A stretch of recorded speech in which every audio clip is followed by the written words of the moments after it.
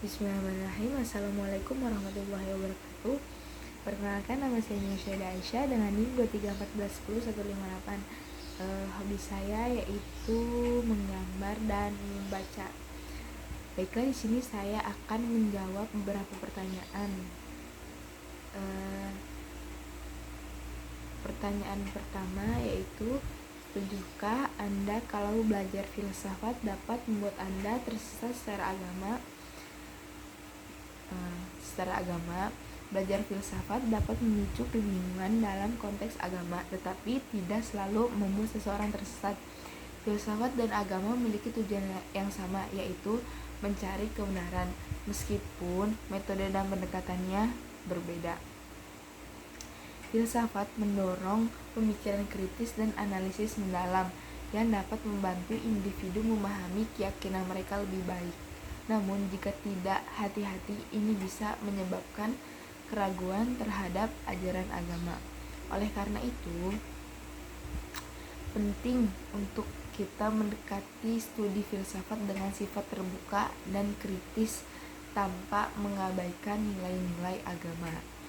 Selanjutnya itu pertanyaan yang kedua.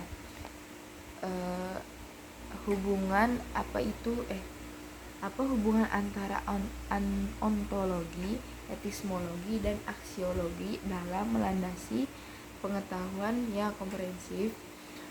Ontologi, epistemologi, dan aksiologi merupakan tiga pilar fundamental dalam filsafat ilmu yang saling terkait dan saling mempengaruhi dalam membangun pemahaman yang komprehensif tentang pengetahuan. Ketiga konsep ini memberikan kerangka kerja untuk memahami realitas bagaimana kita memperoleh pengetahuan dan nilai-nilai yang melandasi tindakan kita. Yang pertama itu ontologi, membahas hakikat keberadaan dan realitas objek yang diteliti, seperti menjawab pertanyaan apa. Sedangkan epistemologi itu berfokus pada cara memperoleh pengetahuan, menjawab seperti bagaimana, dan mencakup metode serta sumber pengetahuan. Lalu yang terakhir itu aksiologi, menilai dan manfaat dari pengetahuan yang diperoleh, seperti menjawab untuk apa pengetahuan itu digunakan. Ketiga aspek ini saling melengkapi untuk membangun pemahaman yang komprehensif dan tentang ilmu pengetahuan dan aplikasinya dalam kehidupan kita sehari-hari. Yang ketiga itu pertanyaannya, jelaskan sejarah filsafat di dunia Islam.